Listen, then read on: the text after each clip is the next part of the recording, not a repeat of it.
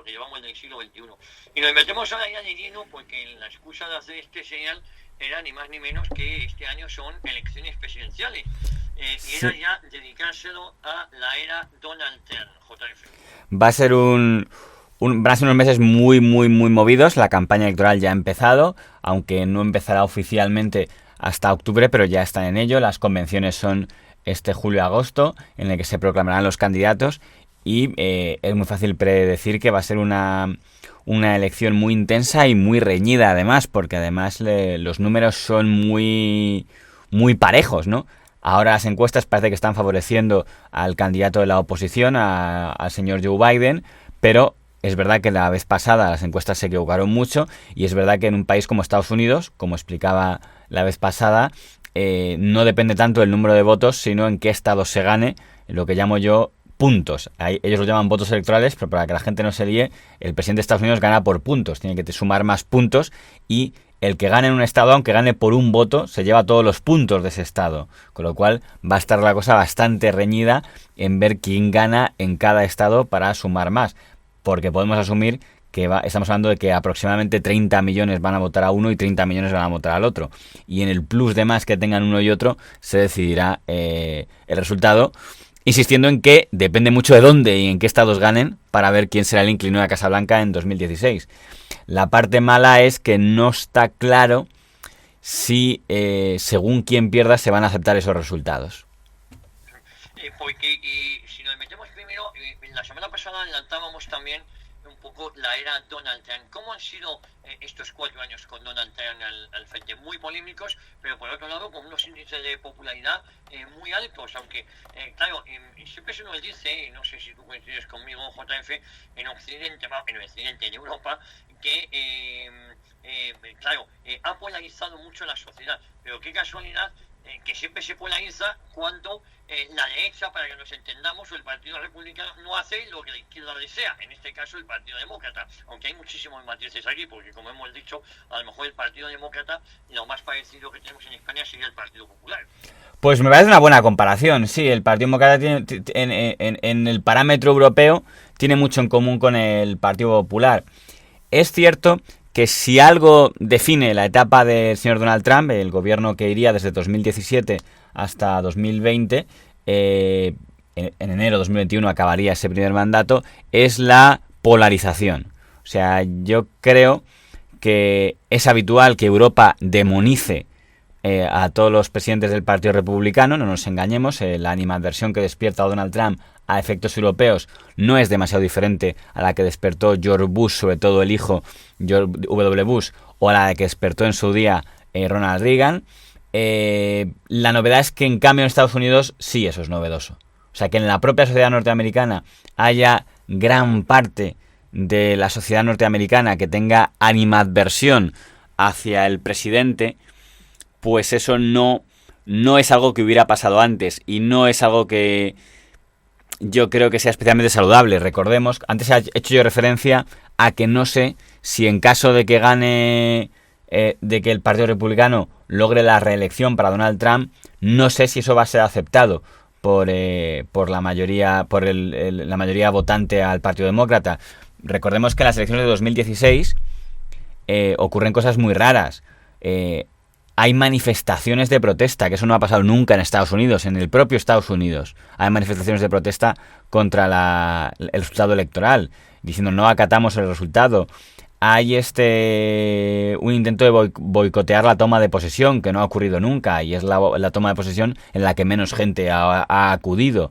Hay un gran sector de la clase política, social, mediática, cultural, que dicen no le reconocemos como nuestro presidente, cuando Estados Unidos era un país donde nuestro presidente era algo que, vamos, sea quien sea, ahora es nuestro presidente y es el presidente de todos. Eso nunca le pasó a George W. Bush, que en España era igual o más demonizado, pero en el propio Estados Unidos no existía esa demonización. Eso era una cosa que quedaba únicamente reducida a Europa y a lo mejor a algún tipo de clase de élite cultural progresista, ahí llamados liberales, aquí diríamos progresistas, que no lo reconocían, pero todo el mundo reconocía a su presidente, y Donald Trump nunca ha sido reconocido por ello, ¿no? Y eso también incluye también una importante clase mediática, ¿no? Esta semana yo veía el otro día en la CNN cómo decían que Donald Trump era un terrorista y ayer en la MSNBC entrevistaron a un tío que decía que a ver si que Donald Trump era un payaso y a ver si volvía al circo y se lo comían los leones, ¿no? Era un tipo de agresividad que no hubiera sido posible ni con Reagan ni con Bush Jr. Esa, digamos, es la novedad que no sé si va a repetir en caso de que sea reelegido. O sea, viendo cómo es el talante, no me sorprendería que si Joe Biden gana las elecciones, pues no creo que hubiera un gran problema, porque no imagino a los conservadores tomando las calles, no está en su ADN, pero en cambio, si Donald Trump fuera reelegido, pues me imagino que sí la intentarían liar un poco esta élite cultural progresista de Estados Unidos, diciendo no reconocemos el resultado y ha habido trampas, pero si en el fondo toda esa teoría de la posverdad, que me acuerdo que de repente empezaron todas las universidades a hablar, no, la posverdad, que es una chorrada que se inventaron para intentar justificar por qué había ganado quien no debía.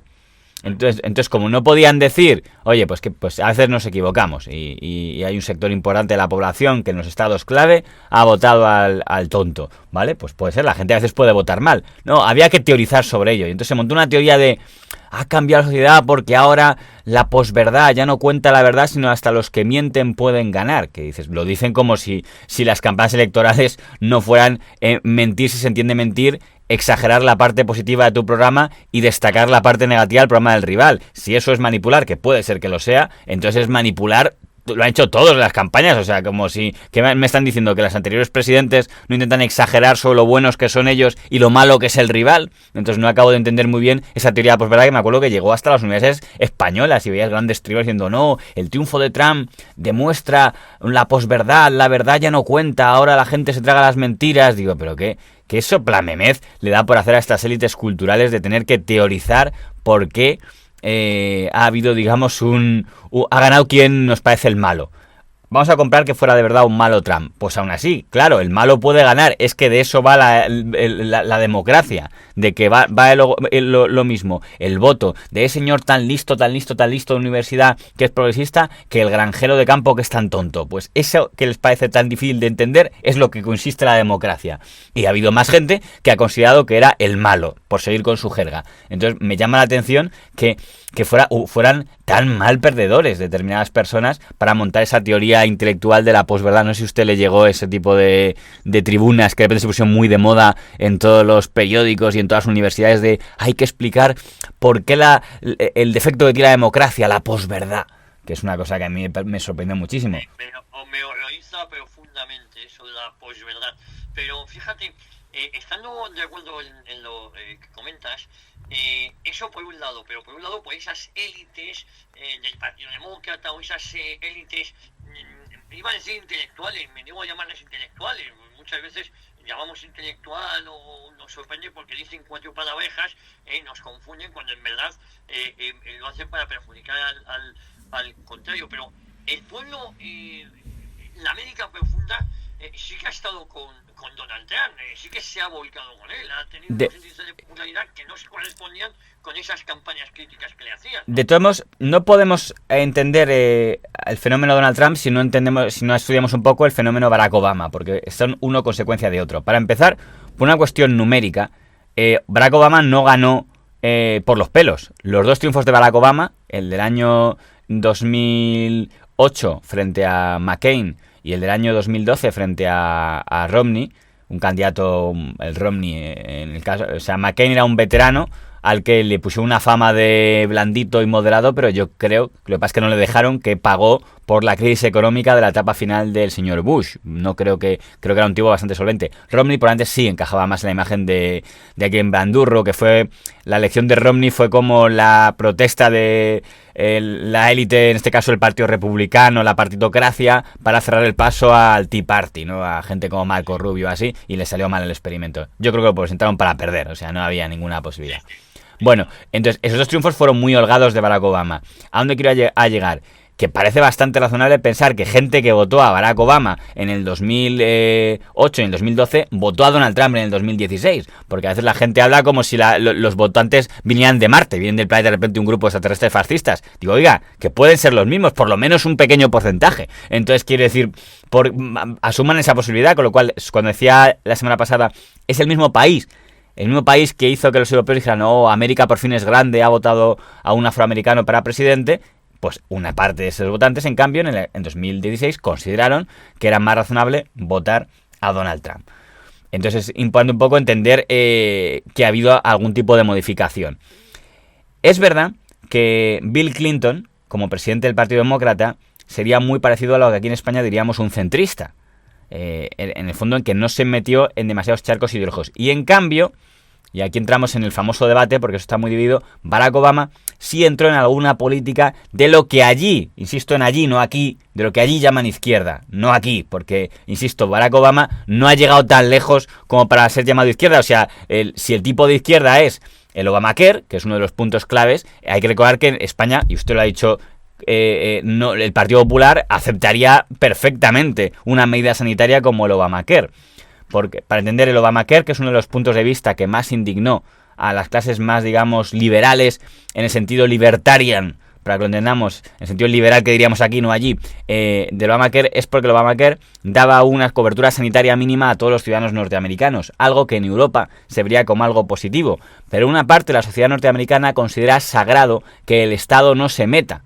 Entonces, aunque puedas resultar egoísta en el léxico de aquí, el léxico de allí es decir, oiga, yo he trabajado para pagarme mi sanidad, ¿por qué me tiene que quitar el Estado una parte de mi dinero para dárselo a ese señor que lleva eludiendo impuestos toda su vida? Entonces, entiendo que la mentalidad progresista me va a decir, oiga, qué insolidario, o sea, a usted le da igual que se muera el de al lado, y tiene perfectamente la razón lógica, pero la mentalidad norteamericana, en grandes sectores donde es sagrado ese sentimiento de libertad máxima, de lo mío yo me lo pago, y eso sí, no me quites ni un duro para el de al lado, es algo que molestó muchísimo, y es algo que ya digo que tiene que ver, que la gente no lo va a entender si no hace un esfuerzo de asumir esa diferencia de mentalidad que hay entre un sitio y otro, para entender por qué el Obamacare molestó tanto algo que en Europa aplicaría a todo el mundo.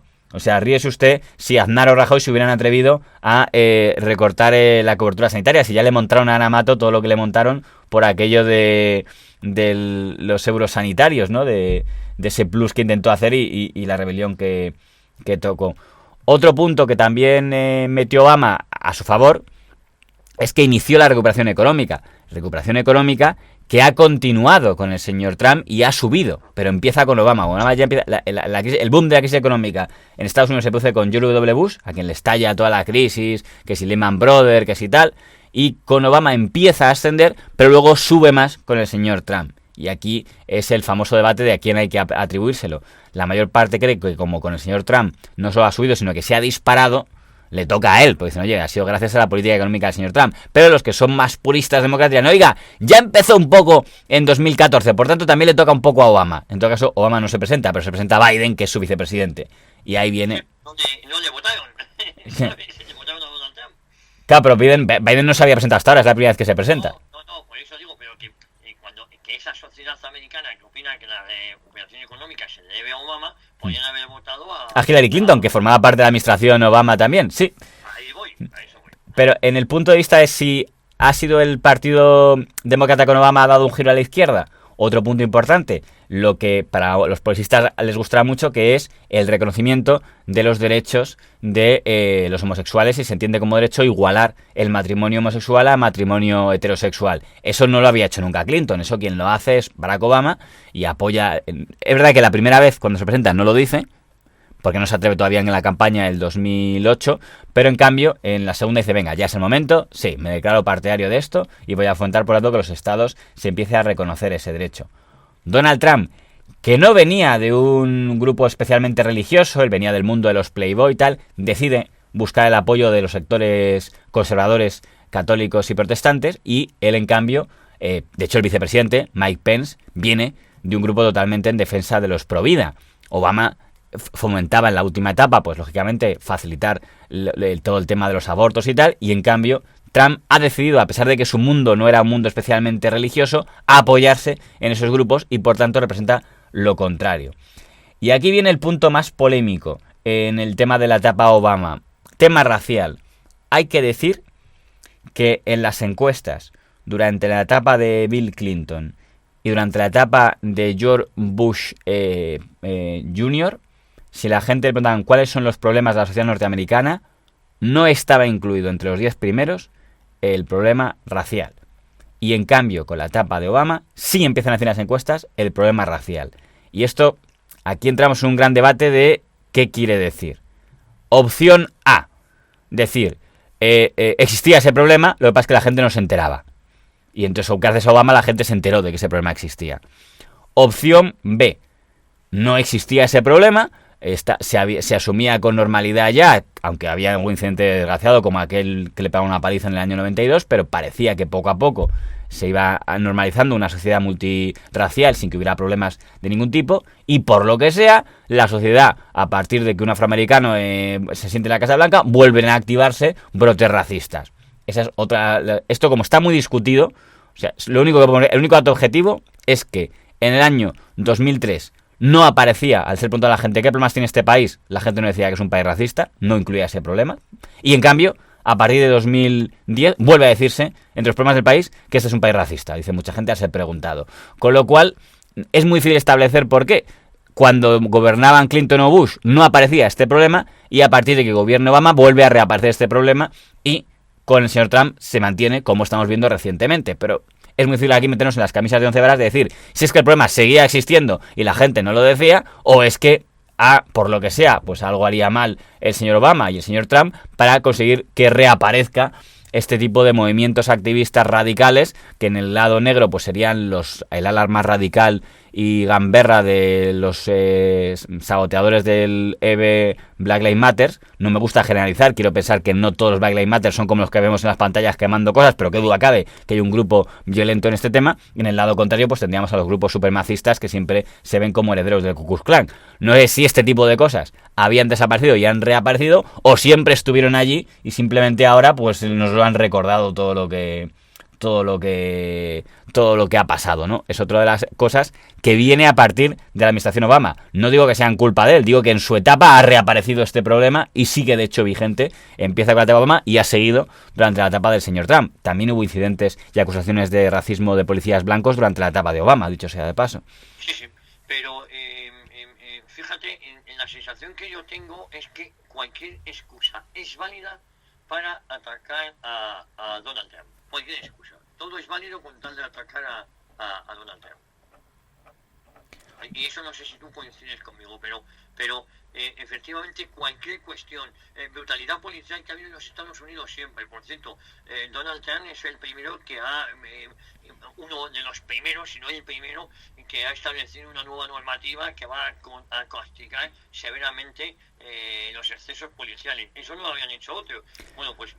Yo es que, claro, en este tema, si nos hablamos del caso del señor Lloyd, es un tema que claro, yo diferenciaría entre un caso que para mí yo lo separo paralelamente, que es una sociedad violenta, y otro caso que es el de la utilización política, porque yo creo que la tragedia del señor Lloyd, que es un asesinato en directo que han visto millones de telespectadores por parte de un policía blanco, y creo que otro policía era de origen chino o lo que sea, pero vamos, debería ser poco relevante el color de la raza del asesino y del asesinado, pero en este caso claramente no lo ha sido, pero que yo lo vinculo a esa brutalidad policial al hecho del tema de las armas, que es un tema que, por cierto, ni Obama, ni nadie, ni Trump, ni por supuesto Clinton, ni Kennedy se atrevería a tocar, porque es algo que cuando hablamos de si un partido es de izquierda o de derecha, nunca ninguno va a tocar esto, porque evidentemente si un grupo de policías tiene que hacer su labor y la persona a la que va a detener, lo dije la otra vez, aunque sea por una multa de tráfico, le puede sacar una pistola y pegarle un tiro, pues es evidente que ese policía está en una situación de tensión que le hace de repente a la mínima saltar y al final lo acaba pagando el más inocente del mundo, el pobre desarmado que únicamente tenía 1 metro caducado. Pero cuando, por ejemplo, es una comparación muy desafortunada, pero bueno, la voy a hacer, cuando se comentan ejemplos de excesos de la Guardia Civil en el País Vasco en los años de plomo, y te cuentan anécdotas horribles, de repente un guardia civil que destroza la cristalera de un comercio porque confunde con un terrorista, o los del caso Almería, 3 pobres tíos que venían de una boda, 3 gallegos, un grupo de guardias civiles tarados se creen que son unos terroristas y los cargan cuando creen que intentan escapar. Ese tipo de cosas, que son horrorosas, tienen mucho que ver cuando ese cuerpo policial o ese cuerpo de fuerza de seguridad del Estado está en ambiente de paranoia porque piensan que en cualquier momento les pueden matar a ellos. Y eso hace que, digamos, lo que antes se hubiera hecho el gatillo fácil. Entonces yo creo que cuando tienes una sociedad donde hay, como poco, 10.000 muertos al año, o tenemos nota, 10.000 muertos al año por disparos, el nivel de tensión que tiene cualquier persona es bastante saludable. Y entonces tiene unos protocolos horrorosos para matar a la gente. De todos modos, si entramos ya en una parte puñetera, hay que decir que las competencias en materias policiales las tienen sobre todo los estados. Entonces ahí es muy difícil Aquí en España no es así. Aquí en España sí hay unos protocolos que dependen directamente de la dirección del Estado. O sea, quitando la Archancha o los modos de escuadra, está bastante centralizado todo en el Ministerio de Defensa y el Ministerio de Interior, mejor dicho, salvo aparte del Ejército, que es Ministerio de Defensa. E incluso los modos de escuadra y la Archancha tienen una cierta dependencia del Ministerio del Interior. Eso en Estados Unidos no ocurre así. O sea, lo primero que tiene el gobernador de un estado es el control. Quitando la Guardia Nacional, que sí es del Estado, todo lo demás, la policía, lo tienen los estados. Por eso aquel famoso momento de John Kennedy cuando tiene que mandar a la Guardia del Ejército a entrar en Alabama para que permitan entrar a los negros a las universidades, no manda al ejército porque sea una demostración de fuerza, es porque es la única autoridad armada que tiene el presidente de los Estados Unidos. No puede mandar a la policía porque la policía estaba en manos de los gobernadores racistas segregacionistas. Por eso tuvo Kennedy que mandar al ejército con ametralladoras, ¿no? Pues eso mismo pasa aquí. Si hay protocolos, que de hecho no son los mismos en cada estado, dependen de la ciudad y luego del estado, no del gobierno de Washington DC, para que lo entendamos, ¿no? Pero vamos, esto me refiero exclusivamente al caso del señor Floyd, que ha sido como el último símbolo del racismo. Yo hubiera preferido que hubiera sido un símbolo de la violencia policial y de los riesgos de tener una sociedad tan armada, pero la opinión publicada ha decidido que no, que había que verlo como un acto de racismo, y a lo mejor lo ha sido, se sabrá supongo después. Lo que pasa es que para ser racista tendrían que demostrarnos que ese policía blanco nunca había agredido a otros blancos, que solo era violento con los negros, y a no sé, a lo mejor que estaba en algún grupo sureño. Yo si le sacan con alguna bandera de estas sureñas y dices, pues mira, pues sí, era racista. Pero si no, no tengo claro que el motivo de la violencia sea un tema racial. Ya digo, tendrían que demostrar que el motivo por el que ese policía le pegó especialmente en la cabeza a este negro es porque era negro. A lo mejor lo era y luego le encuentra alguno de sí, yo le vi un día diciendo los negros son unos tal, y entonces ya sí, no habrá duda alguna. Pero claro, a voz de pronto, con los datos iniciales que tenía, yo no sabía si concluir. Digo, oye, pues es un policía que tiende a la violencia, un policía que está muy bien en retirarlo a la circulación tal, y que sirva de ejemplo para que nadie más lo haga, igual que sus compañeros que no hicieron nada mientras lo hacía. Pero no estoy seguro si el motivo por el que ha sido violento es porque es un racista o porque es un paranoico que se cree que todo el mundo le va a disparar y por eso actúa así. Pero bueno, digo, este es el caso concreto. En todo caso, están detenidos todos. Quiero decir, no ha sido un caso de decir, ha tenido que movilizarse la gente para que detengan. Estaban detenidos de inicio y hay una cosa importante. También uno de ellos, por los rasgos, tenía pinta de ser de origen asiático. Bueno, sí, yo creo que uno de los tres policías era de origen oriental. Sí, no sé, a lo mejor sería, que a lo mejor es solamente americano, pero que resulta que es hijo de vietnamitas. Pero quiere decir que no entraban todos en la línea de que eran todos blancos sureños protestantes del Ku Klux Klan. Pero bueno, a lo mejor en concreto el que pegó el rodillazo sí, pero insisto, se verá en el juicio. Yo creo que efectivamente el titular blanco mata negro era algo que gusta mucho. De todos modos, para que no parezca que estamos haciendo la cama al Black Lives Matter, a los grupos Ku Klux Klaneros, hay que hacer una cosa que es verdad y que Estados Unidos sí tiene ese problema, que es que en muchas ocasiones la zona más desfavorecida sí suelen ser zonas de mayoría negra. Yo me acuerdo un dato que a mí me asustó mucho de la etapa de George Bush Jr., es aquella de las inundaciones de Luisiana, ¿no? Que de repente veías que zonas totalmente de mayoría negra y el Estado tardó como 3 días en ayudarles. Digo, oye, no puede ser que un país tan avanzado como Estados Unidos deje a esta sociedad, que se da la circunstancia que estas partes de la sociedad que son de mayoría negra, totalmente desatendidos porque claramente tienen menos recursos. Entonces, es inevitable que si las zonas donde menos recursos tienen, algunas de ellas son de mayoría negra, sean los primeros en caer en la desesperación. Hay una frase que se repite mucho, que repiten algunos blancos de estos que quieren negar que hay ningún tipo de problema racista y dicen, oye, que el tipo de violencia que más hay en Estados Unidos es negros matando a negros, ¿no? Que dicen mucho. Y eso la gente no se habla. Que tengan cuidado con ese tipo de argumentos, porque seguramente se deba a que sean zonas donde son más pobres. Entonces es absurdo meterte con el pobre y decir, mira, este es más violento. Joder, claro, porque son los que menos tienen. Entonces al que está más desesperado es más fácil que coja una pistola para intentar hacerse con un pedazo de pan. De todos modos, y ahora vamos al lado que le gustará mucho a Donald Trump que digamos, sí es cierto que hasta el coronavirus, el mandato donde más había descendido el desempleo en las zonas estas a las que estoy haciendo referencia de mayoría negra, ha sido la administración Trump. Era un tanto positivo que él tenía. O sea, él, cuando le acusan de racista en las entrevistas que hace, él siempre dice que cuenten en todas las administraciones que ha habido en Estados Unidos y vean en cuál ha descendido más el número de parados en la población negra. Que es verdad que era suyo hasta el coronavirus. Yo no sé si ahora esos datos serán tan favorables, pero hasta enero esos datos de la población de las clases más pobres de Estados Unidos de mayoría negra le era favorable a esta administración norteamericana. Pero claro, el coronavirus lo puede haber cambiado todo, porque ahora, como usted bien sabe, el paro se va a disparar en todas partes. Sí, empezando por España, ¿eh? Ya pasamos, vamos a llegar a... Sí. Una cosa, por cierto, en la que no han sido tan diferentes Obama y Trump, aunque no les guste la comparación a uno y a otro. Ambos, en cierto modo, han apostado por un cierto grado de pacifismo internacional, que es algo que le ha granjeado muchos problemas a Trump y muchos aplausos a Obama. Ninguno de los dos tenía un especial interés en intervenir en países de fuera. En el caso de Obama, es verdad que Obama sí intervino en Siria, muchísimo, porque él quería frenar la influencia de Rusia con el régimen de Al-Assad, luego se arrepiente, y cuando está a punto de provocar la caída de Al-Assad, como ha provocado la caída de Gaddafi, Obama al final le puede ese sentimiento de espera, no nos metamos en más jaleos, no queremos otra Irak, dejemos el tema a los franceses y a los rusos, y se ha medio metido, pero no del todo, bombardea un poco, pero no, bueno, tiene esa parte internacional, pero a cambio acabó con el bloqueo en Cuba, que era algo que recordemos que venía de la etapa de Kennedy, un gesto, digamos, muy de buenista pacifista, que aunque a los de Miami no les haya gustado nada, pero el caso es que Obama pues dio ahí un gesto que en cambio a Europa le encantó, y supongo que a Cuba también, de intentar dar pasos en la normalización de las relaciones con Cuba. A fin de cuentas, la Cuba de hoy no parece probable que vuelva a querer traer misiles contra Estados Unidos, y bueno, pues el sistema del bloqueo tampoco parece que sirviera para acabar con la dictadura de los Castro, con lo cual pues tampoco está claro si tenía mucho sentido seguir prolongando eso o era una medida ya arcaica de la Guerra Fría que seguía vigente, ¿no? Eso es lo que corresponde a Obama.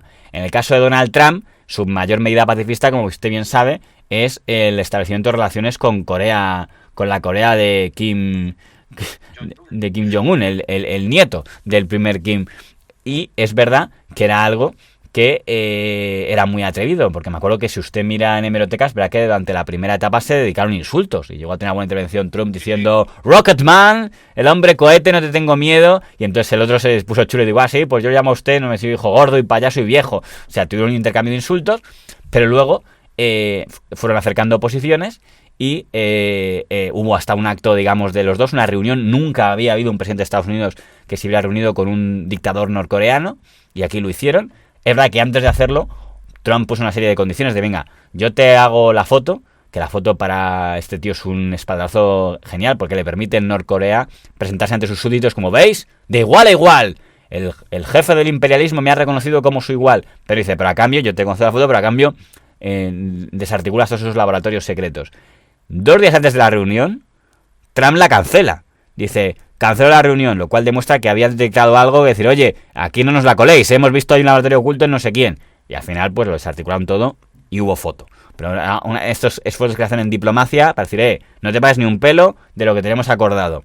Sea lo que sea, lo cumplió, quitó los laboratorios que por lo que sea le molestaban mucho a Estados Unidos, aunque Estados Unidos también tiene sus laboratorios, pero si es ellos no les importa, y hubo foto.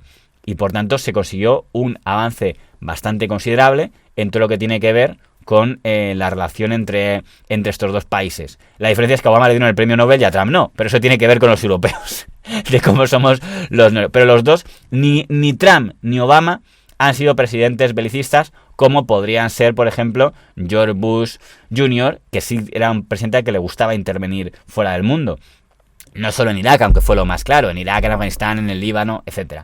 Y esto es importante decirlo porque es otra cosa que le ha provocado algunos problemas recientes a Donald Trump, ¿no?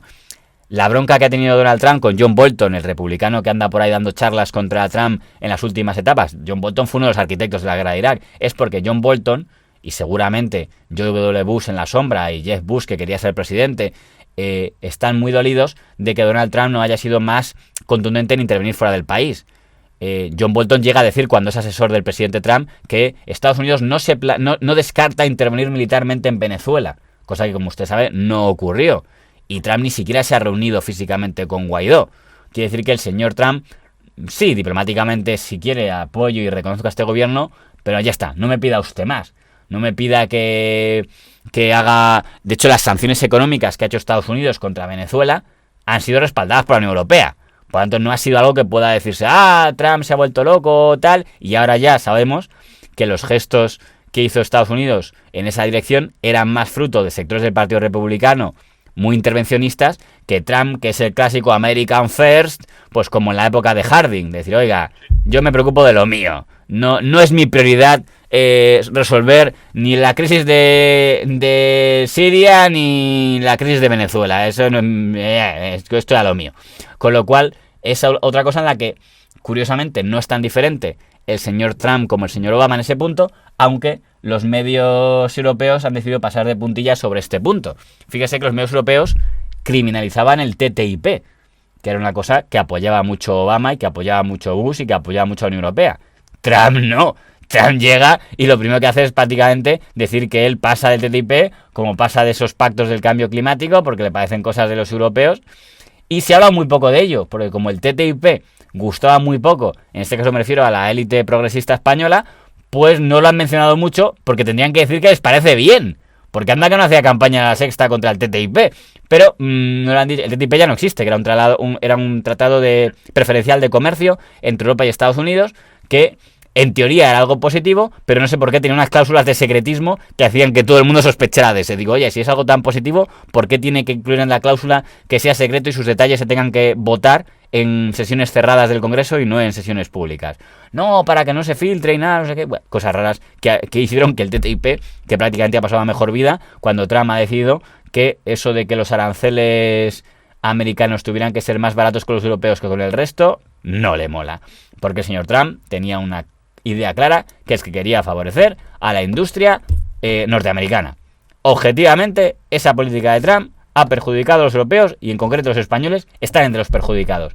Pero hay que decir que de cara a sus votantes ha venido bien. Y esto es muy triste decirlo, pero vamos a ser claros. A España nos ha venido mal, a Italia le ha venido mal, a Alemania le ha venido mal, pero a muchos negocios norteamericanos les ha venido muy bien. Porque entonces mucha gente ha encargado productos a gente de allí y no a gente de acá, y pues han servido para que haya más puestos de trabajo y más ganancia líquida allí. Es lo que se llama una política proteccionista. Y estamos en lo que decía antes. Hasta el mes de enero, la clave es si esa política de American First se traducía en más empleo o no. Si se traducía en no, Trump estaba acabado. Si traducía en sí, Trump había ganado. Pues hasta el mes de enero hay que decir que la política proteccionista norteamericana había funcionado para él. O sea, nos ha perjudicado a los europeos, pero a los americanos les había venido bien. Y ya digo, hasta el coronavirus tenía garantizada una cierta reelección porque había más puestos de trabajo y había más ganancia. Por tanto, en ese punto de vista, es otro de los ejes, digamos, en los que curiosamente no eran tan diferentes Obama y Trump, y en el que, digamos, pues le había venido bien a Estados Unidos esa política, digamos, arancelaria más beneficiosa para sus ciudadanos. También le perjudicó a los chinos, no ha ido solo contra los europeos. Le ponen a Trump como el amigo de los chinos, pero anda que no han perdido dinero los chinos con el tema de los aranceles y las divisas. O sea, que quiere decir, ha sido el prototipo de gobierno proteccionista en ese campo. Oye, fíjate, ahora ya que es año electoral, pero uno con los, excepto al coronavirus, excepto la llegada de la crisis del coronavirus, que lo ha cambiado todo, pero estaba siendo un mandato muy productivo. Zonas muy deprimidas en América Profunda se estaban recuperando, había cierto optimismo en lo económico, en lo social. Es decir, es verdad que ahora la izquierda o el Partido Demócrata va a intentar sacar partido, rédito político de la crisis del coronavirus, ¿no? Es que el problema aquí es qué usamos para medir, porque si el órgano de medida son únicamente los números, hasta la crisis del coronavirus, el señor Trump tendría que tener el triunfo garantizado, porque han sido una etapa numéricamente muy buena. La mejora económica que empezó en la etapa final de Obama se disparó durante los 4 años del señor Trump, y ciertamente él basó toda su campaña en cuando llegue el año 2020 habrá mucho menos paro que el que había en el año 2016, era su baza, y es algo que si llegas a incumplir, o sea, a sus votantes les da igual que digan que si Trump es un machista, un bocazas o tal, lo que quieren ver es si ha cumplido su promesa. Y ya digo, en enero de 2020 los datos estaban a su favor, lo había cumplido, y con lo cual iba a mantener el apoyo de sus votantes, y con lo cual tenía garantizada la reelección. Pero hay una parte negativa que no podemos negar. No se le puede culpar a él únicamente de la polarización, pero sin duda es uno de los corresponsables. Por tanto, hay un grupo de gente que a lo mejor puede estar harta de tanto enfrentamiento, de tantas polémicas, de tanta bronca, de tanta división.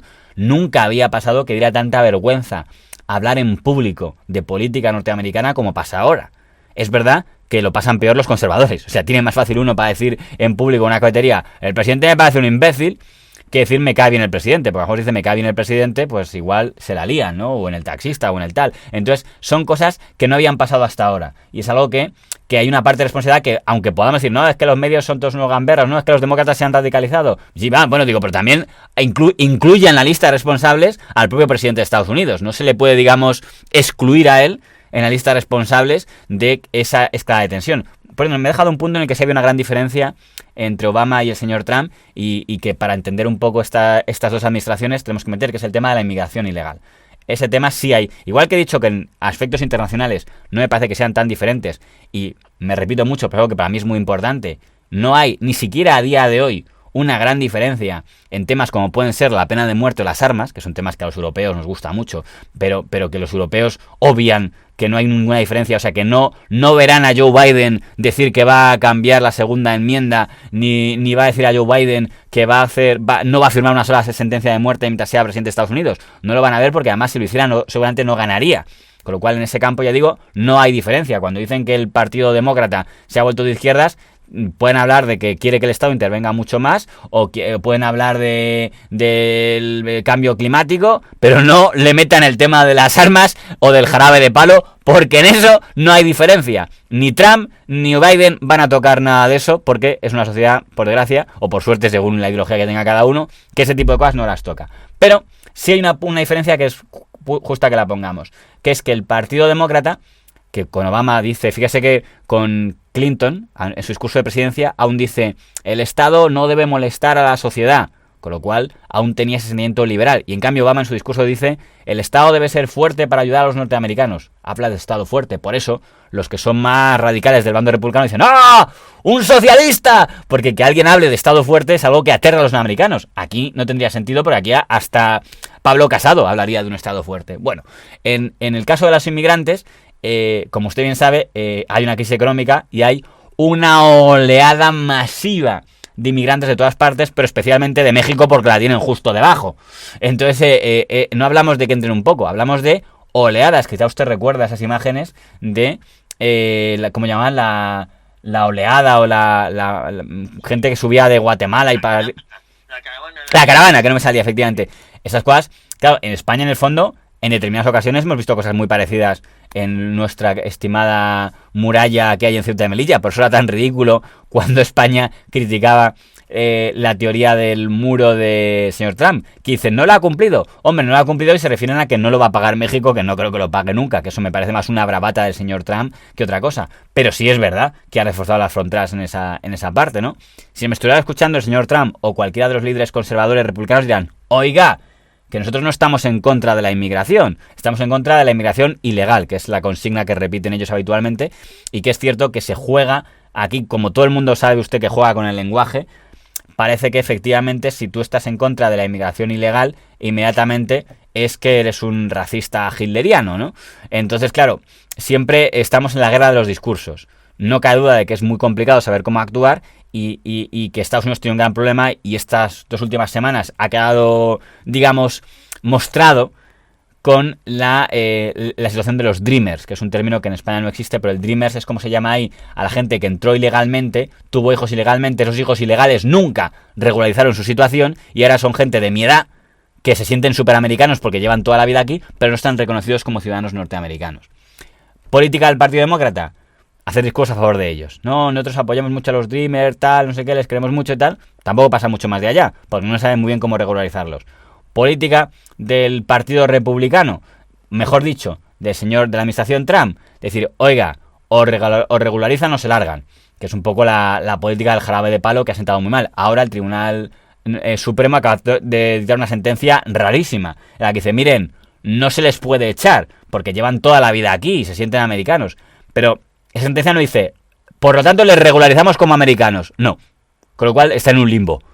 que tiene que ver un poco con que en el fondo, cuando un estado es tan raro como Estados Unidos, donde hay unas leyes diferentes en cada estado y hay un grupo de congresistas y de senadores que se deben a sus votantes, es muy difícil tomar una decisión común. Entonces, al final, ¿cuál es la diferencia entre la administración del Partido Demócrata y la administración del Partido Republicano? Las palabras, básicamente. Los demócratas van a ser más de buenas palabras, de no, hay que coger al inmigrante, pero no se atreven a dar el paso de, oiga, pues regularícelos y diga, a todos los que lleven 15 años en Estados Unidos se les va a reconocer como ciudadanos norteamericanos. Y que den el paso, y que pase lo que tenga que pasar. Y que no, es que entonces mi congresista se van a cabrear los votantes que van a decir, oiga, entonces yo llevo pagando todos mis impuestos toda mi vida y ese que no los ha pagado le reconocen como un igual. Ah, pues que asuma el riesgo de que se pueden cabrear algunos de sus votantes ese congresista. Pero si no lo quieren reconocer, entonces es muy difícil poner buenas palabras. El señor Trump, su estrategia ha dicho, no, yo les digo que o se regularizan ellos o los echo. Pues han dicho los tribunales que no puede hacerlo. Con lo cual, estamos en una situación un poco esquizofrénica. Pero para que entender, digamos, las dos posturas diferentes. En todo caso, lo que sí ha hecho el señor Trump es reforzar la frontera con México. Y yo sé muy bien que eso genera hostilidades, porque no se puede negar que cuando el señor Trump hace un alegato contra la delincuencia y las verdaderas mafias de delincuentes que han entrado por México, alguien puede decir, oye, yo le puedo poner 100 casos de americanos que entraron ilegalmente por México y que son gente honrada. Y entonces el señor Trump dirá, y yo le puedo presentar a fulanita que es viuda de no sé qué violador mexicano que entró ilegalmente. Ambos tienen razón. Es muy injusto generalizar, pero claro, al votante que se siente, digamos, empatizado con la familia del que murió asesinado por aquel delincuente que entró por la vía ilegal, pues palatín que te vi. Es muy parecido a lo de los terroristas yihadistas. ¿Usted se acuerda cuando entraban la gente por Hungría y decían, oiga, a ver si alguno de estos que entra por Libia es un terrorista yihadista, se alista y mata a gente en Londres? Y dirán, oiga, y por el que entra terrorista deben pagar los 99 que no lo son. Es el gran debate. Si fuera un tema fácil, no granjearía tantos problemas. A mí únicamente me molesta de este punto cuando oigo algún discurso que habla de esto con mucha facilidad y dice de repente, no, sí, está muy claro que hay que ayudar y hay que ser muy santo con todo el mundo y todo el mundo es ciudadano del mundo y tal. Ojo, también hay gente que hace discursos simplistas para el otro lado. Que dice, todo inmigrante es un terrorista. A mí en este tipo de temas, los discursos simplistas a temas tan complejos son más habituales en Europa, los que son simplistas por el lado buenista. En Estados Unidos supongo que también habrá simplistas por el lado, no sé cómo llamarlo, racista o lo que sea. Son muy complicados en algo tan complejo. Pero lo que es un hecho es que tenemos aquí un ejemplo claro y de libro de una diferencia entre la administración demócrata y la administración republicana. Y seguramente eso se va a mantener. O sea, el señor Trump va a mantener en firmeza en fronteras y el señor Biden, en cambio, va a ser, la aureola. Vamos a decir, la aureola. Pero tampoco tengo claro que lo vaya a traducir en alguna norma clara, ¿no? De aureola, pero bueno, ¿y qué más? Porque Obama tuvo la aureola y no resolvió este problema. De todos modos, es muy significativo que a Biden Trump no le está atacando por llamarle radical. O sea, lo que está diciendo el señor Trump contra Biden es que es un hombre vacío. Que le van a, como hay gente muy radical en el Partido Demócrata, radical para la mentalidad norteamericana, insisto, como puede ser Nancy Pelosi, o como puede ser la previsible candidata a vicepresidenta, que será Harris, o como puede ser un senador que se llama Swaff, pues lo que dice Trump es, Biden va a ser un hombre blandito al que le van a controlar estos. Está delatando, por tanto, que sabe que Biden no puede convencer a la gente de que Biden es de extrema izquierda, porque como Biden ya fue vicepresidente y ya demostró que no era un hombre especialmente radical, pues ya tiene que usar plan B. Como no puedo convencer que es radical, pasa a la estrategia de decir que es un hombre blandito, bluff. Acuérdense que eso lo hacían con Pedro Sánchez al principio. Cuando llega don Pedro Sánchez, el PP no dice que sea radical. Esto lo dice ahora. Pero el PP dice, no, Sánchez es un hombre blandito y le va a controlar el vicepresidente. Si usted mira la investidura de Pedro Sánchez, verá que el único ataque que lanzaba el PP contra él es, le van a controlar Puigdemont y Podemos. No queremos un gobierno controlado por los podemitas y los independentistas. Que digo, wow, debe ser que el programa del PSOE os debe parecer fantástico. Porque no estáis criticando nada del programa del PSOE. Estáis poniendo como único defecto del PSOE que lo va a apoyar Podemos o los independentistas catalanes. Con lo cual, ya el primer punto lo ha ganado el PSOE. Ahora ya no, ahora ya se ha dado cuenta y dice, no, Sánchez es un tío muy radical, muy radical. Digo, ahora. Bueno, pues eso mismo está haciendo ahora el señor Trump, que está diciendo que el Biden no es nada radical, pero que es un hombre blandito al que le van a controlar los radicales de su partido. Oye, fíjate, si tú tuvieses que mojar, ¿quién crees que va a ganar? Bueno, claro, es complicado el tema porque en Estados Unidos seguramente los debates influyan muchísimo y no va a haber solo uno, no nos engañemos. En Estados Unidos va a haber como 3 y además son debates donde los periodistas preguntan a matar. Con lo cual, seguramente ahí se vea más claro. A mí me sorprendió cuando vi las encuestas que favorecen a Biden en este momento, porque en Estados Unidos lo normal es que un presidente sea reelegido. O sea, lo habitual, recordemos que lo hemos hablado aquí, los casos que no ha habido presidentes reelegidos han sido por cosas excepcionales, que los podemos contar rápidamente. Tenemos a Herbert Hoover porque estalló el crack del 27, tenemos a Gerald Ford por el caso Watergate, que al final pagó él por la crisis de Watergate, tenemos a Jimmy Carter porque estalló la crisis económica y la crisis de los rehenes en Irán, y tenemos a George Bush padre, que aparte de que estalló la crisis económica y aunque había ganado la guerra del Golfo, se le creó una escisión muy fuerte de Ross Perot, un candidato por cierto interesantísimo. El otro día estaba viendo yo vídeos de él, en su discurso muy anti el Estado y tal, y que el Estado no te gobierna y que acabemos con los lobistas que hay en el Congreso y la gente que saca sus impuestos fuera del país y tal. Con lo cual, en teoría, la inercia debería llevar al señor Trump a ser reelegido. Pero, claro, estamos con la anomalía Trump. La polarización es muy radical, el tema es muy radical y todo depende mucho de si él va a ser capaz de retener a los suyos. No ha habido una escisión fuerte en el Partido Republicano, no va a haber ningún otro candidato más allá de candidatos anecdóticos que no cuenten que vaya a dividir el voto republicano, con lo cual, aunque las encuestas a día de hoy dicen que Biden está por delante, a mí es que me sorprende mucho que vaya por delante. De todos modos, yo tengo un problema con Donald Trump y es el tema mediático. Quiero decir, yo le decía a mis amigos norteamericanos cuando me preguntaban mi opinión, le decía, yo no puedo hacer mi juicio de valor por algo tan endeble como es la animadversión que me provoca la campaña mediática anti-Trump. Porque una cosa es que a mí me parezca que esa campaña es repelente en el sentido de que es un papel que no le corresponde a los medios de comunicación, pero no puedo ser tan simple y decir, como me caen mal los medios, pues voy a decir que ojalá gane Trump para que os den morcilla a todos. Pues eso es muy endeble, es como mi vena hooligan, que solo por ver una bofetada a todos estos, a la New York Times, al Washington Post, a la CNN, a la NBC, a la MSNBC, a la ABC de Disney y al grupo Comcast, pues decir, mira, y a CBS, decir, mira, que os den morcilla, no gobernáis vosotros el país. He leído el otro día un artículo en el diario El País de España que decía, por fin los medios de comunicación han vuelto a lo que deben ser, que es a tomar partido y hacer campaña contra un presidente de Estados Unidos. Y decía este artículo que leí en El País que, claro, que los medios de comunicación se sentían culpables porque ellos habían creado a Trump, porque antes Trump tenía un programa en la NBC y tal, y como se sentían culpables, por eso habían tomado partido para echar a Trump del poder. Y que entonces, el título del artículo algo así como, cuando la prensa recuperó su papel. Bueno, pues yo pienso todo lo contrario. O sea, quiero decir, es justo lo contrario. Respeto mucho a esta tribuna, lo escribía un ilustre periodista, pero yo pienso todo lo contrario. O sea, yo creo que los medios de comunicación norteamericanos están ocupando un papel que no les corresponde. Y quizá por eso hay una parte mía que dice, oye, que gane Trump para jorobarles a ellos. Lo que pasa es que es una forma de pensar bastante endeble. O sea, cuando uno dice quién quiere que gane, tiene que pensar más en lo que conviene al país, tal. Y ya digo, seguramente en lo económico, un triunfo de Trump, si mantiene la política que tiene, pues iría mejor. Pero insisto, no es una anécdota la crispación. Y yo no sé si también habrá una parte en la que podría venir bien un poco de tranquilidad. O sea, piense usted que en el mandato de Trump hemos tenido un impeachment, hemos tenido toda la parida del Russiagate, hemos tenido...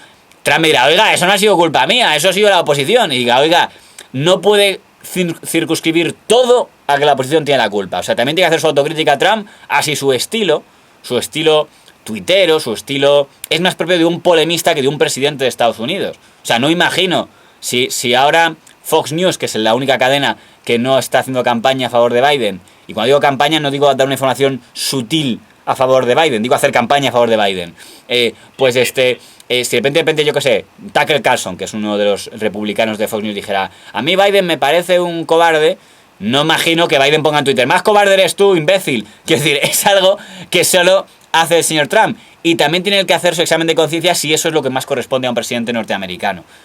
Lo que pasa es que, claro, por eso digo que no solo de números es el juicio de valor de un presidente, también el famoso talante, acuérdese, Zapatero tenía muy buen talante, lo malo es que no tenía otra cosa. Entonces, claro, al final el balance fue desastroso. Pero hubo una parte de gente que agradecía, lo que pasa es que era un poco tramposo, también hay que decir, porque era mucho talante, pero luego sus políticas no fueron precisamente moderadas. Pero en las formas, sí es verdad que era muy moderado, y hay gente que hasta agradece en las formas, pues defendiendo a Aznar en aquella cumbre ante Chávez, cosas así. Son gestos que también hay una parte del público que lo agradece. aunque sea afín al Partido Demócrata o aunque sea afín al Partido Republicano, hay un montón de gente votante del Partido Republicano que no le gusta ese estilo y que le gustaría que Trump fuera un poquito más tranquilo. La pregunta es, y es la clave donde se va a decidir esas elecciones, ¿esa gente va a seguir votando al señor Trump en la reelección? Mi impresión a fecha de julio de 2020 es que sí, y que por tanto Trump va a ser reelegido, porque va a decir, oiga, prefiero eso que Biden, que tiene dentro pues a la gente como Nancy Pelosi, como Schuff y tal. Ahora bien, si esta gente se queda en su casa, me dice, mira, ya estoy cansado de tanta crispación, me quedo en casa, Trump está acabado. Con lo cual, es un poco donde está la clave de su reelección. Tiene que mantener a su gente. Y no todo el mundo... Hay una parte que es todo lo contrario. Hay una parte del Partido Republicano que agradece ese estilo de Trump. Que dice, por fin, alguien que dice a la cara lo que piensa, alguien que habla como yo, alguien que si tiene que mandar al cuerno al primer ministro de Canadá, le manda al cuerno. O sea, hay un montón de gente que ese tipo de cosas le agradece, no nos engañemos. Esa gente, en cambio, estará contento. El problema es la otra parte. Es que Trump tiene que contentar a los dos. Tiene que conseguir decir a la gente que le gusta Trump porque le parece auténtico que le siga apoyando, por lo tanto tampoco puede hacer una metamorfosis y convertirse en un exquisito en las formas, pero intentar que la tensión no se le vaya de las manos, que no consiga, y claramente va a haber sectores de la campaña del Partido Demócrata que van a jugar a provocar, que quieren que se presente el Trump más macarra para asustar a esas partes, y con su pan se lo coma Trump si entra al trapo, porque es un poco a lo que van a jugar. Y es un poco en esta campaña lo que se va a basar. Y luego queda una última duda, es, ¿sacarán trapos sucios de uno y otro? Aparecerá de repente en esta campaña electoral, hola, me llamo fulanita y tengo 20 años y cuando tenía 14 Joe Biden abusó de mí. Hola, soy no sé quién y vi a Trump en las fiestas de la isla de niñas de Jeffrey Epstein. Ya sabes, los americanos son muy de estas cosas. Hablando de Jeffrey Epstein, perdóname, intentaron ya relacionar a Trump, la jugada les ha salido mal, porque había más fotos. Claro, es que el problema de ahí es que hay una foto de Jeffrey Epstein con Donald Trump en una fiesta, ahí con cóctel y con corbata y tal. Entonces, efectivamente, pues se parece que se conocían porque se tiró a un millonario, pero entonces le sacaron a Clinton fotos en la isla esta. O sea, Clinton estuvo en la isla de las mujeres de Jeffrey Epstein. A lo mejor fue a hablar de negocios, pero claro, haber estado en la isla, donde ahora sabemos que en la isla ocurrían cosas muy feas, pues no deja en muy buen lugar a Bill Clinton, la verdad. También estaba por ahí el príncipe Andrés de Reino Unido. Entonces, claro, pues son cosas... Entonces, ahora ya... Ayer, esto lo estamos grabando el día 5, el 4 de julio detuvieron en Estados Unidos a la exnovia de Jeffrey Epstein, que decían que era la que le conseguía niñas, no sé si lo será, que es la hija de Maxwell, el famoso magnate del diario El Mirror, que se suicidó de una forma muy rara tirándose de un barco. Bueno, entonces, esta es la que reunía gente en la isla, tal, no sé qué, ya dirá que es inocente, bueno, el juicio le tocará, pero bueno, en ese tipo de isla donde tenía sus fiestecitas el señor Epstein, es donde dicen que en una de sus reuniones que vieron varias veces a Bill Clinton visitando al señor Jeffrey Epstein en su isla. ¿Que le visitaba porque le quería ir a las juergas cual Berlusconi de Mambo? O a lo mejor iba ahí porque quería hablar de petróleo o de dinero legal que donara legalmente a la campaña demócrata. Podía ser, pero es algo entonces lo que dices. Oiga, entonces Bill Clinton está peor que Donald Trump, porque Donald Trump todavía nadie le ha situado en la isla, le ha situado en un cóctel. Entonces, por ahí viene el tema de que ya los titulares, cuando han detenido a la de Maxwell, ¿qué han tenido que poner? Detenido el millonario que fue amigo de Donald Trump y Bill Clinton. Ya no pueden decir solo el amigo de Trump, porque es un poco ridículo decir amigo de Trump por una foto y no poner entonces automáticamente al lado y amigo de Clinton. Pues ya he visto que incluso en España han tenido ya, con la detención que se produjo este 4 de julio, que decir detenida del amigo de Trump y Clinton, porque entienden que no era muy ético decir amigo de Trump sistemáticamente y callarse lo otro. Entonces ya han tenido que igualarlo. Y ya si igualas, pues tiene menos gracia. Ya no puedes... Otra cosa, ya digo, si de repente alguien consigue situarle en... pero vamos, con la de amigos mediáticos que tiene Trump, y esta vez digo amigos entre comillas, si yo creo que si alguna de estas testigos hubiera situado a Trump en la isla, ya lo hubieran sacado. Pero vamos, a lo mejor son muy calculadores y están esperando a la última semana previa antes del supermartes este de noviembre para sacarlo entonces, ¿no? Pero no sé, yo creo que si le sacan algo a Trump, pues no sé, a lo mejor más un audio de estos... Mira, un audio de Trump hablando de las mujeres como, me gusta las tetas gordas, tal. Lo que pasa es que yo, fíjese a lo que llego, no tengo claro que eso le pueda perjudicar a Trump a estas alturas de la película. O sea, yo creo que toda la campaña de Trump baboso ya la sacaron la vez pasada, que entonces encima Clinton contraatacó porque sabe usted que sacó a todas las mujeres que decían que había abusado Clinton de ellas y hizo ahí una rueda de prensa con todas ellas. Es muy bribón, pero bueno, estamos en la política, aquí no hay amigos, todos sacamos lo que sea. Entonces ya se jugó esa baza, yo creo, en 2016. Yo creo que ahora tendría que ser que le sacaran algo de los rusos, de repente, yo que sé, algún agente, que saquen algún agente de la KGB diciendo nosotros ayudamos a ganar a Trump, o algo así, ¿no? Pero ya digo, en América son muy de sacar ese tipo de cosas en el último momento, y lo que pasa es que ya digo, en el segundo momento es raro porque ya lo habrían sacado. En plan, mira, hemos descubierto que un día pillaron a Biden cuando hacía la mili fumando un porro, o hemos pillado que... Hay buscatrapos sucios profesionales y habrá que ver si en plena campaña y en octubre aparece de repente algo gordo contra uno o contra otro, porque esto es muy de los americanos, les encanta sacar estas cosas en el último momento. Oye, nos queda un minutín. ¿Con qué nos vamos despidiendo? Bueno, yo lo que creo que a lo mejor a la gente le podría hacer gracia es que usted hiciera su ranking en el tema, aunque no se va a tiempo en este último minuto, de qué presidentes norteamericanos sacan para usted mejor y peor nota. Lo malo es que yo ya, cuando me dicen esto mis amigos de dile que se moje a Javier García Isaac, y les digo, es que Javier García Isaac le gusta ir a contracorriente, entonces yo creo que le cae bien Trump, porque Trump le cae mal a todo el mundo, y le cae mal Obama, porque como le cae bien a todo el mundo, como le cae mal Kennedy, porque los que le caen bien a la gente a él le caen mal, y los que le caen mal a la gente le caen bien. Va en contra de la élite cultural española intelectual que diríamos antes, pero bueno, le dejo que se moje de los últimos presidentes, de si hay alguno que le haya gustado más. Quizá usted era muy Reagan. Sí, yo te voy a decir, para mí el mejor presidente que ha tenido los Estados Unidos, de los que hemos hablado en estos episodios, ha sido Reagan y después Richard Nixon. Con eso creo que te lo he dicho todo. Fíjese que en lo primero yo creo que coincidirían muchos americanos, incluso americanos que votan hoy Partido Demócrata, porque yo creo que Ronald Reagan... En lo segundo ya le tengo que decir que creo que no, que porque el pobre Nixon fue tan demonizado que incluso aunque las cosas buenas que hizo quedaron tapiadas por el tema de tal. Pero bueno, ahí la ventaja es, ya digo, nunca debería ser malo que un comentarista quiera ir a contracorriente, ¿eh? No, lo digo como un elogio. Y el de los tres presidentes que peor ha tenido Estados Unidos, posiblemente Jimmy Carter, Kennedy y Obama. Pues, fíjese, yo en el caso de Obama, si entra la crispación, yo no digo que sea culpa de él, pero creo que es un presidente que dejó, por lo que sea, el país muy dividido. Sí. En el caso de Carter, pues no creo que haya nadie que diga que Carter fue un gran presidente. Diríamos, era una buena persona, vale. En el caso de Kennedy, yo ahí creo que tiene algún punto a su favor, pero bueno, ya lo comentamos en el programa que digamos a Kennedy, de que es verdad que no fue el presidente perfecto que quieren poner a veces, y ahí está la valla de los cochinos y chapuzas de ese tipo, pero también yo creo que hay algún punto, o sea, el tema de atreverse a iniciar, aunque no lo pudiera afirmar él, lo de dar el voto a los negros, ya tocaba, Fíjese que desde la guerra de Lincoln no se habían atrevido y tuvo que ser Kennedy, el niño pijo que venía de Irlanda, el que pusiera en marcha la ley de igualdad, que ya tocaba. Pero bueno, lo tenemos que dejar aquí. Lo dejamos aquí, y aunque la semana que viene nos vayamos al este para hablar del comunismo, luego cuando llegue noviembre seguramente volvamos a hablar, incluso un poquito antes, en octubre y septiembre, solamente tendremos ocasión de hablar mucho de Estados Unidos. A los oyentes, que la próxima semana empezamos con un serial sobre el blog que del este. Muchísimas gracias a todos por su fidelidad y por estar ahí. Un saludo, muy buen día. Adiós.